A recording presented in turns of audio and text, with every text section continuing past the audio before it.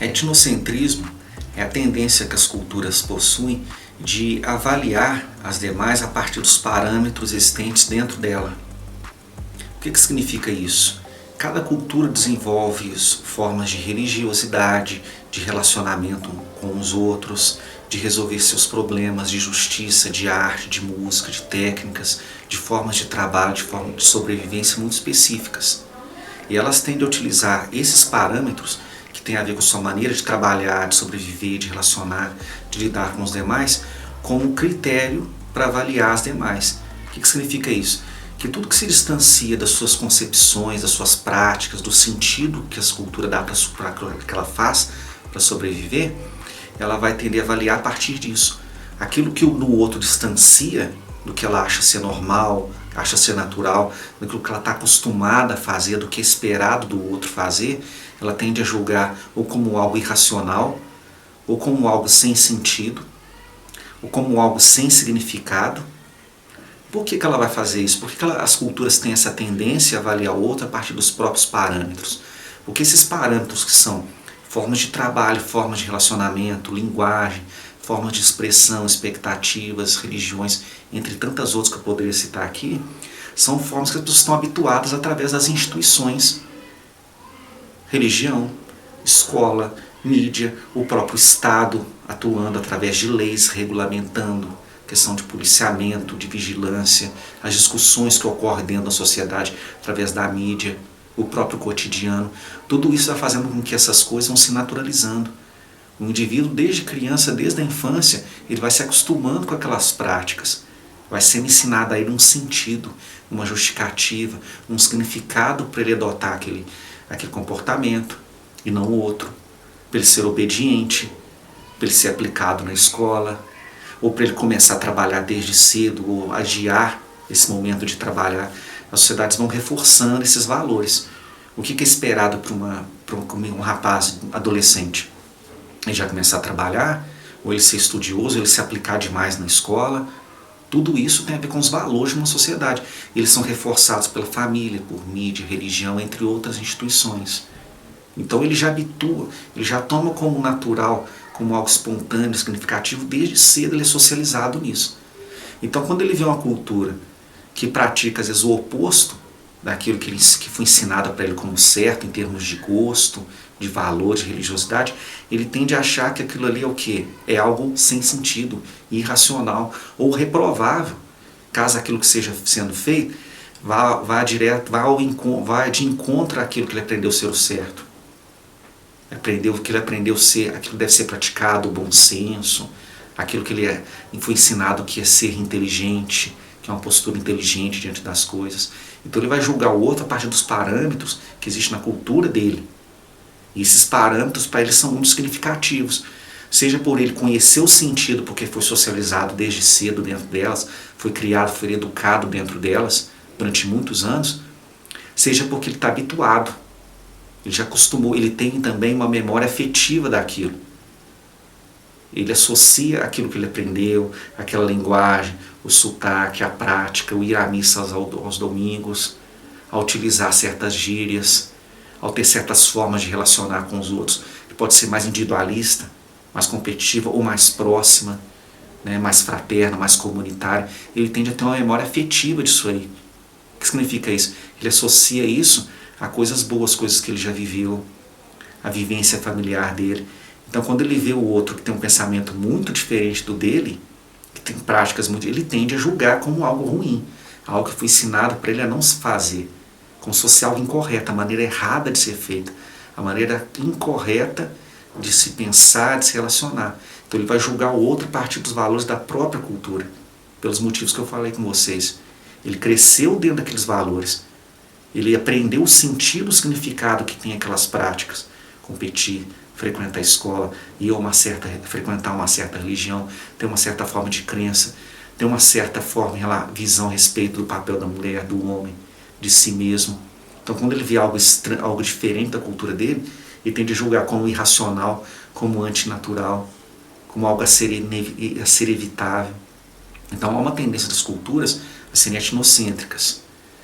O que não significa que a gente não possa também aprender que as culturas também não tenham trocas entre si, que elas não assimilem coisas que vêm de uma outra cultura também.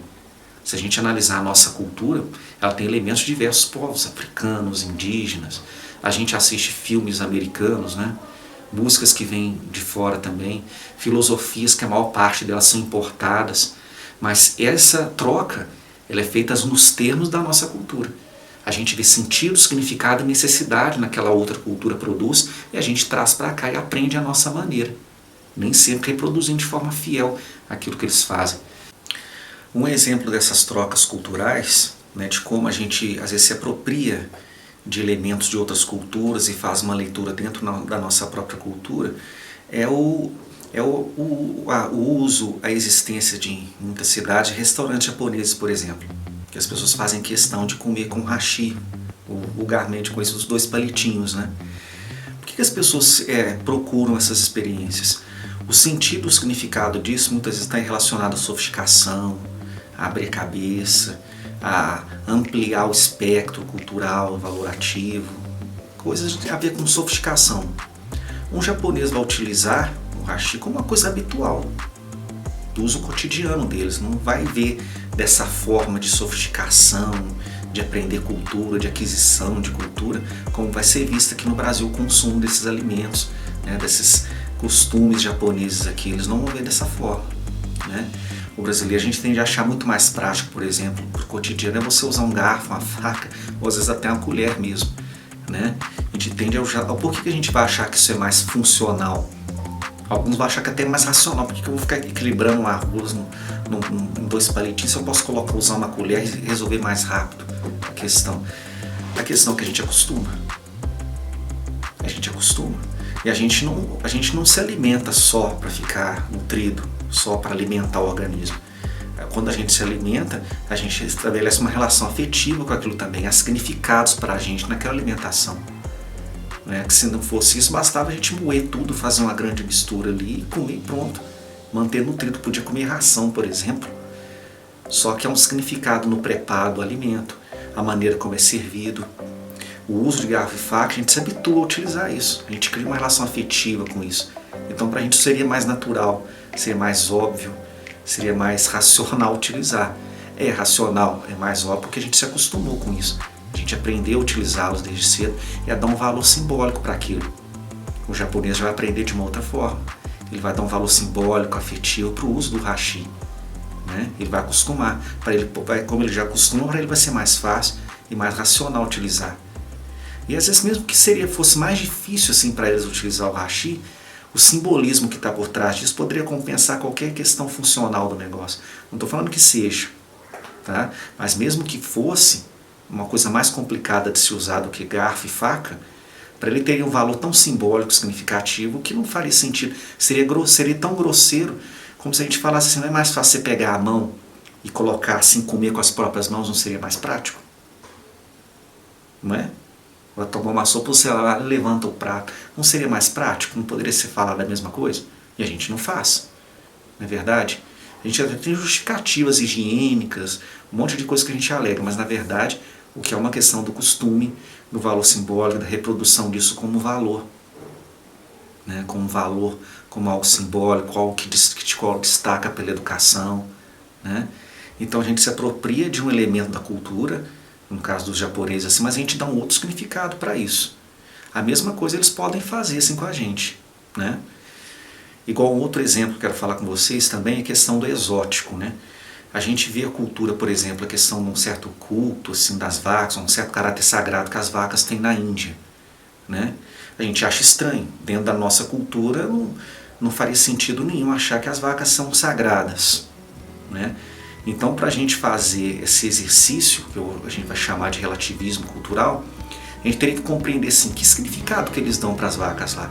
Como isso tem a ver com a história deles, a questão da história do Krishna, que é uma divindade assim, né, que a vaca servia de montaria para ele. Então tem todo um aspecto, uma narrativa sagrada para eles, né, que a gente muitas vezes desconhece. Aqui no Brasil seria assim, não faria sentido nenhum isso. Mas lá faz um sentido, as instituições reproduzem isso como valor, como caráter sagrado. Né? O antropólogo ele pode ir até essas culturas, ele vai aplicar esse relativismo cultural que eu já vou explicar para vocês,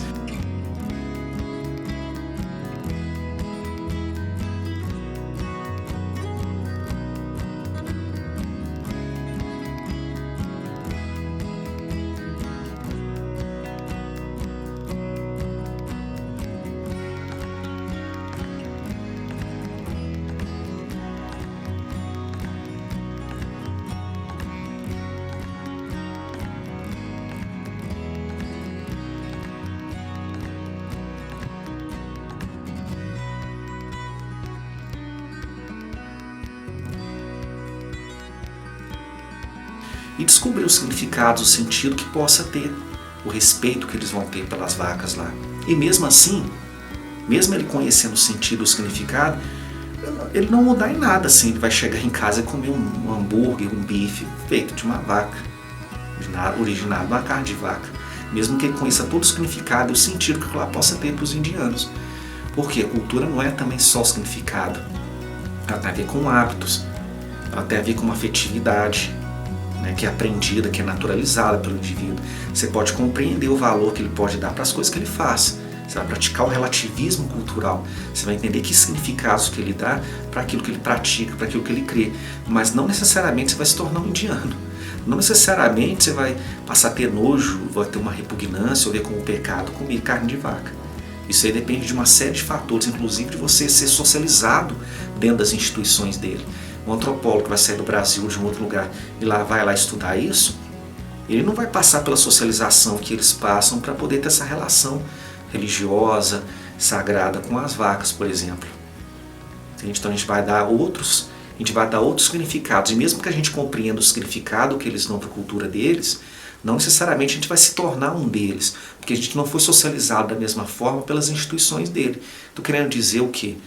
A gente não teve uma infância lá, a gente não passou pelas escolas deles, a gente não teve o primeiro contato com o sagrado, com o familiar dentro das instituições deles. A gente teve dentro da nossa. Então a gente não consegue se tornar o conhecido, o famoso nativo, né? aquele elemento, indivíduo, grupo de vida que o antropólogo vai estudar. E não necessariamente, ele pode até ter uma afinidade depois e tudo, mas ele não precisa se transformar num indiano para compreender o significado e o sentido que ele dá para a religião que ele pratica, pelos seus ritos. Mas ele pode conhecer, ele pode explicar um pouco melhor para a gente que significado que eles dão e até enriquecer a nossa cultura com isso. Mas não necessariamente ele vai conseguir nos tornar um indiano ou qualquer outro que ele venha estudar, porque ele explicou para a gente o sentido. A gente não vai abandonar a nossa cultura e tudo mais só porque ele explicou para a gente qual que é o sentido. Embora ele tenha dado um pouco mais de racionalidade para a gente, tenha tirado bastante o preconceito assim, da gente em relação às práticas dele. Mas não necessariamente a gente vai nos tornar alguém como eles. A gente vai deixar de ser brasileiro, vai se tornar indiano, porque ele veio aqui explicar como é que é a religião, os costumes, os valores dele. Não é assim, porque a gente não nasceu, não fomos criados nas instituições que existem na cultura deles. Né? Nós somos criados, formados em outras instituições. Tá? Eu estou passando isso aqui para ilustrar para a gente essas relações. Significados, mesmo os objetos podem ter apropriado de uma cultura, que eu posso apropriar de uma outra cultura, pode ter significados diferentes, usos diferentes. E aquilo que é exótico da cultura do outro pode ter valores e significados muito diferentes daquilo que a minha cultura poderia atribuir. Né? E eu também não posso classificar uma cultura a partir do que ela tem de exótico. Será que olha a pretensão que eu vou ter, que eu teria, de achar que eu posso definir a Índia, a sua cultura, a partir de culto assim, de vacas, a questão dos ratos, né, que eles servem os ratos parecem ter um caráter sagrado, servem leite para eles e tudo. Eu não posso definir a cultura também a partir de caráteres exóticos. O que a minha cultura escolhe da outra, que chama atenção em uma outra cultura, que ela escolhe para defini-la, não é necessariamente a forma com aquela cultura se define. Eu tenho que tomar cuidado com isso. Aquilo que pode me chamar muita atenção numa cultura pode ser para eles só um aspecto, assim, uma parte assim, de um todo que eles vivem. Seria a mesma coisa, por exemplo, que ninguém, eu acho que a maioria não gosta, de definir o Brasil como um país do samba e do futebol. A gente sabe, não, o Brasil não é só isso, eu nem gosto de futebol, eu nem gosto de samba. Mas é algo que chama a atenção deles. Né? E eles tendem a nos definir a partir disso, o que não quer dizer que a gente seja isso. Quem tiver mais atenção em praticar o que eu estou constantemente falando, relativismo cultural, você supor que o outro, ele é muito além do preconceito, ele é muito além das lentes da minha cultura, que as lentes da minha cultura possam me informar. Então eu procuro entender através da observação, através do estudo, que significado que eles dão, como é que funciona, como é que é o mundo cultural daquelas pessoas, que com certeza não vai se limitar a samba, futebol, a vaca sagrada, a ratos, esse tipo de coisa. E isso é você praticar o relativismo cultural, é o que o antropólogo faz. O relativismo moral, ele é diferente. Tem muita gente que confunde as duas coisas. O relativismo moral, ele vai ser aquela ideia de que o certo e errado depende de cada indivíduo, de cada grupo, cada sociedade, cada tempo. E não existe certo e errado de uma forma universal. Isso é diferente do relativismo cultural. Esse relativismo moral, que ele vai entender, não existe certo e errado de uma maneira universal, depende de cada um, da subjetividade de cada um. Esse tipo de coisa não deve ser confundida com relativismo cultural. Tá? Porque o antropólogo que vai praticar esse relativismo cultural, ele quer saber o significado, o sentido que aquela cultura dá para suas práticas, de como elas são reproduzidas, de como elas se transformam. Isso é diferente de você dizer se é certo ou se é errado o que eles fazem. Igual o costume que existe, alguns lugares, uns grupos culturais, algumas culturas, de fazer cisão, a cirurgia, extirpar o clítoris dos bebês, por exemplo. O antropólogo vai lá, estuda e procura entender o sentido, o significado que eles dão para aquilo. É diferente. Ele não vai dizer se é certo ou se é errado. Ele pode até num outro momento dizer. Ele até pode num outro momento afirmar, num outro lugar falar disso, mas ele não vai lá com esse intuito, ele vai lá para entender que significado que eles dão. Que provavelmente é diferente do significado que a gente daria se a gente visse um vizinho, um conhecido nosso, fazendo algo desse tipo. Então ele vai entender que instituições que existem lá, por exemplo, que dão um caráter assim, de importância, de tradição, valorativo para esse tipo de comportamento, esse tipo de prática. Isso não significa falar que é certo ou falar que é errado. Os julgamentos éticos sobre se ser certo ou errado é num outro lugar. Não é que eu estou falando que ele não deve ocorrer, ou que o antropólogo vai falar que ele não deve ocorrer, que a gente deve relativizar tudo, não. A questão é que ele vai ocorrer num outro lugar. É o momento do antropólogo, do estudo dele, ele vai entender que sentido que é dado ali. Né? O julgamento do certo e errado é num outro lugar. E deve ser feito, mas num outro lugar. Inclusive, a pessoa pode muito bem lá estudar, conhecer, entender o sentido, o significado que eles dão para essas práticas, e o cara continuar discordando do mesmo jeito, pelos exemplos que eu já tinha falado para vocês. Entendeu? Ele pode lá estudar a cultura indiana por completo e tudo, e a questão da religiosidade deles, e continuar achando assim que eu vou chegar em casa e vou comer um bife de hambúrguer feito de carne de vaca. E hoje pode ser um exímio conhecedor da cultura deles. Então uma coisa não invalida a outra. É importante a gente fazer essa diferença. Relativismo cultural é o método que o antropólogo tem de conhecer outra cultura, colocando em xeque, questionando o seu etnocentrismo. Ele sempre vai desconfiar que a forma dele de ver o outro, uma outra cultura, pode ser enviesada e influenciada pelos parâmetros da sua cultura que ele tem de origem. Então ele procura o tempo todo desconstruir isso e entender que o outro pode dar um outro significado, um outro sentido para o que ele está fazendo, diferente do que a cultura que ele tem origem dá de sentido e significado para aquelas práticas. Tá? Não há dúvida, é só analisar o que eu estou falando. Isso é diferente de relativismo moral.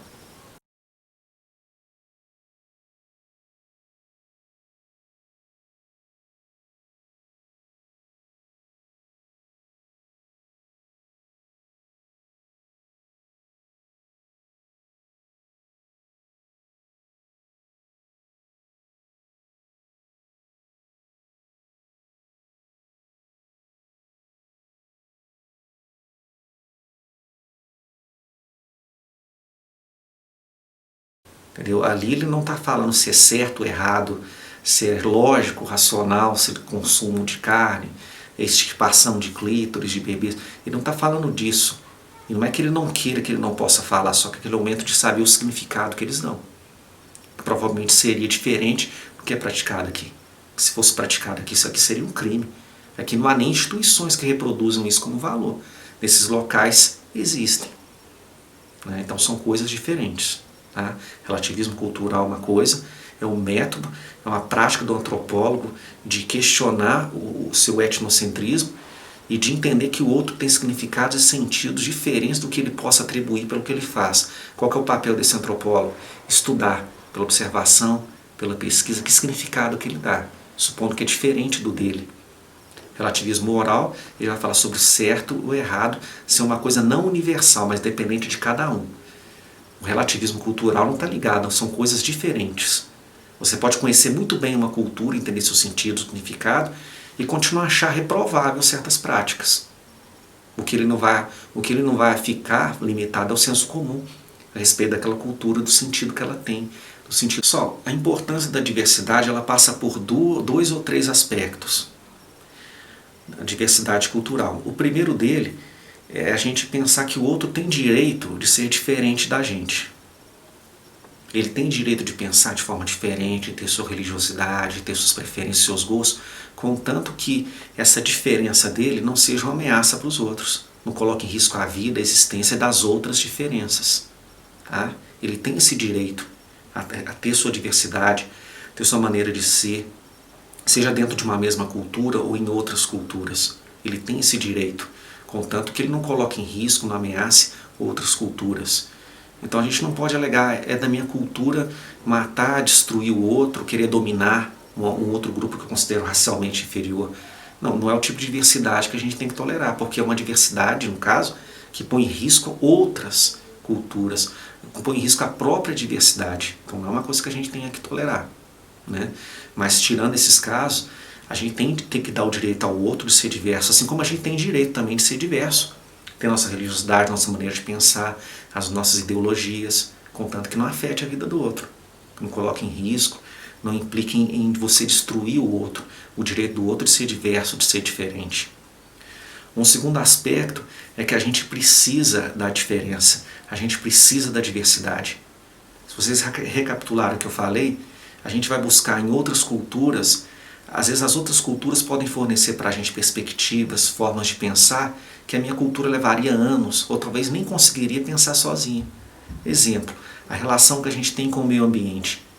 A gente pode encontrar em outras culturas uma relação com o meio ambiente que seja mais harmoniosa, em que as pessoas consigam ser felizes, realizadas e plenas, sem ter que destruir, sem ter que consumir tanto, e colocando em risco o ecossistema. Então a gente precisa do outro. É a preservação da diversidade cultural em outros lugares, em espaços, que vai possibilitar que dali surjam ideias, inovações, maneiras de pensar que a minha cultura pode um dia ir lá aprender, assimilar e resolver os seus problemas.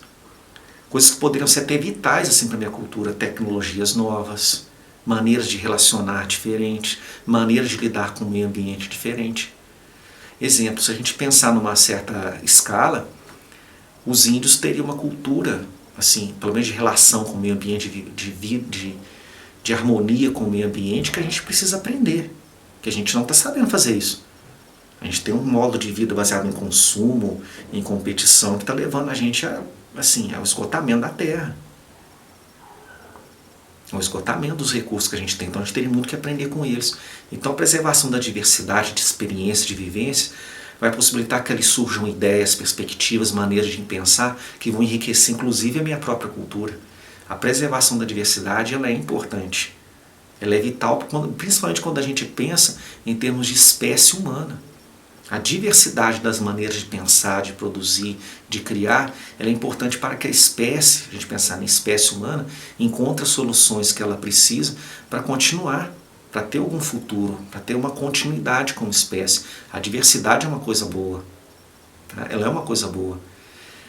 Você achar que uma só cultura que deva predominar sobre as outras é que pode colocar em risco, de certa forma, a nossa perpetuação como espécie. Porque você acaba eliminando, extinguindo possibilidades, formas de pensar que a gente nunca teria da nossa perspectiva. A gente precisa do outro, porque o outro ele é capaz de ver de um ângulo que a gente, pela nossa cultura, talvez nunca fosse capaz de ver sozinho.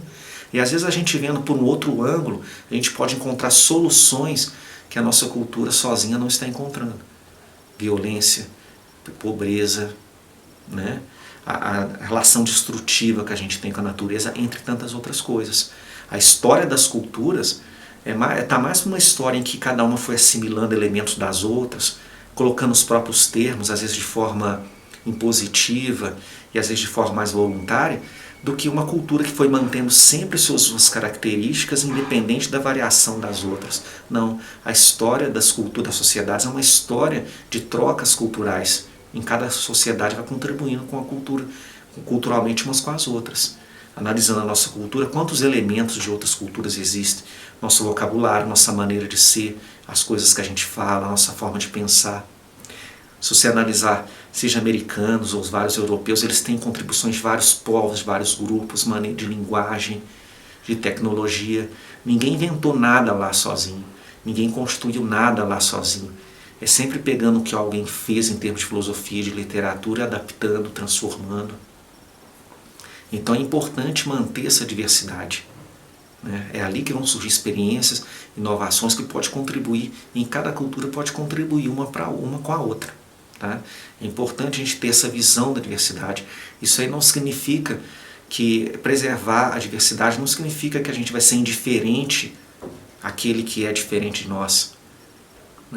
Significa que a gente vai respeitar e perceber que é possível ter várias formas de vida, que talvez não seja nem a minha preferida, que talvez não seja nem a que eu gostaria de ter, mas que é uma vida possível também, e que tem uma riqueza que talvez eu nunca vou compreender, porque eu nasci numa outra cultura, eu tenho outro ponto de vista, e que talvez eu nunca vou compreender, mas ela tem riqueza dela, e que tem que ser preservada.